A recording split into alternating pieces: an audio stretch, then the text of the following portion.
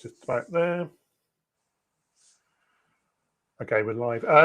So thank you everybody to CraftCon today. I'm very delighted to have Alistair Morrell here of Ciders Wine.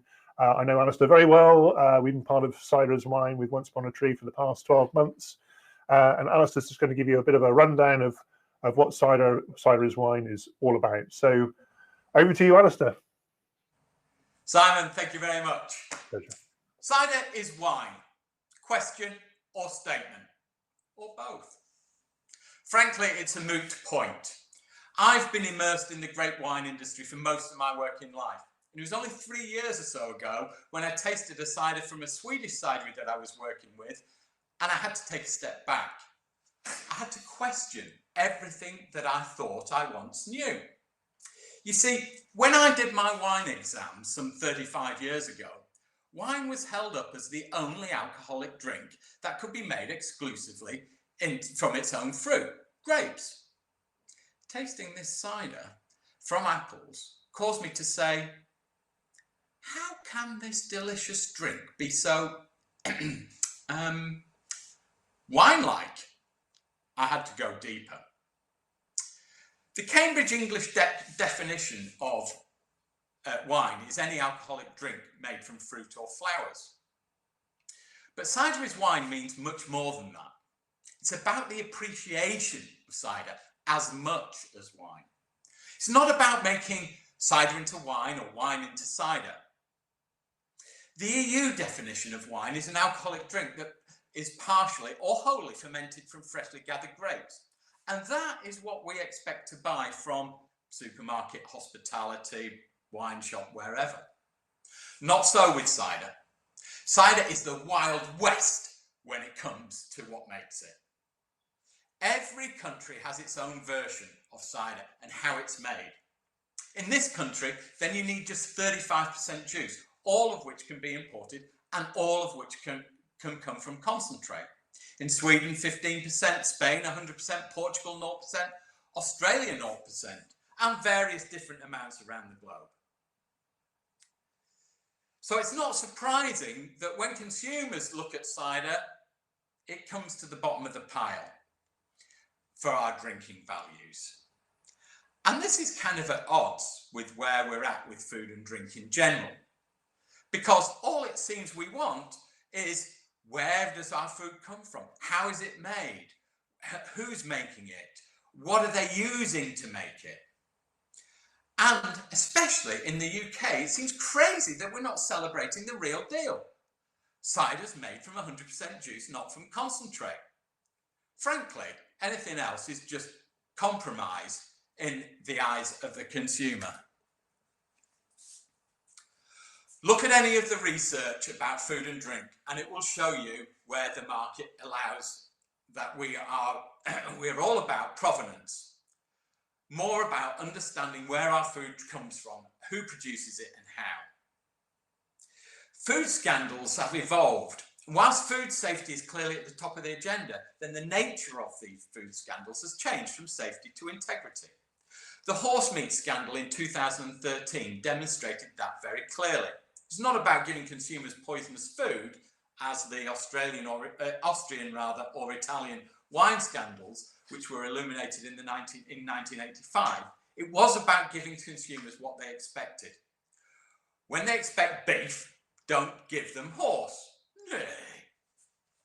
Cider is in a similarly, but perhaps not so critical situation. But it is clear that cider is not understood by the mass market. Whereas wine has given consumers a pathway of education and a pyramid of product to climb, should they so wish, cider has no such ladder. Equally, there are strong brands which kind of mimic the beer and spirit sectors, but they seem to have little purpose which align them to the modern consumer. The result is that cider lies at the bottom of the pile when it comes to the major alcohol groups. There is almost no market in the world where cider bucks this trend at being at the bottom of the pile. And as the biggest producer and market for cider, the British industry has to take some responsibility for the lack of leadership that is provided. So what's the answer then? The options, I guess, are these. We carry on as we are. There is, of course, a statement, an old statement, which covers this from no less than Henry Ford himself, the great entrepreneur. If you always do what you've always done, you'll get what you've always got. With declining numbers, 28% market share drop in 10 years that the NACM reports, and the rapid increase of fruit ciders, then I'm not so sure that anybody in this virtual room should contemplate the do-nothing route. The alternative is we can provide some standards, a roadmap for consumers which guides them as to objective quality, and that is easily understood and that they can recognise. This is what Cider is Wine is about. Creating a standard that the ordinary consumer can understand easily and quickly and believe in. Cider is Wine is the quality mark for ciders, perries and fruit wines fermented from 100% juice, not from concentrate. A new standard that aligns with the consumer values of simply and unequivocally. We're not saying that all ciders should be made like this, but what we are saying is that there's a standard which relates to something that you might know well, wine, and that you can trust, which delivers a cider proposition that looks fab, sounds great, and tastes brilliant. It is also why we advocate the definition of a new category to be defined by HMRC of British heritage drinks. And that would propose a shake-up of duty and commercial structures across wine and cider. And it would be so that Britain could emphasise quality, heritage and pride in the UK and abroad. Charity starts at home, and being able to have British people proud of cider and perry again would at least provide us with a strong advocacy base to export. If you acknowledge that the 20th century was the century in which wine came of age and reflect on how that came about, then we could learn a thing or two from the French. They were myopic about wine. They set up a quality system, the Appellation Origine Contrôlée system in the 1930s, and they sat wine at the heart of their agricultural policy. And when the EU, or the European Community as it was then, was born, they wrote the rules for what wine is and the basis for how it is around the world. Today, wine shares the globe's palate with beer and spirits.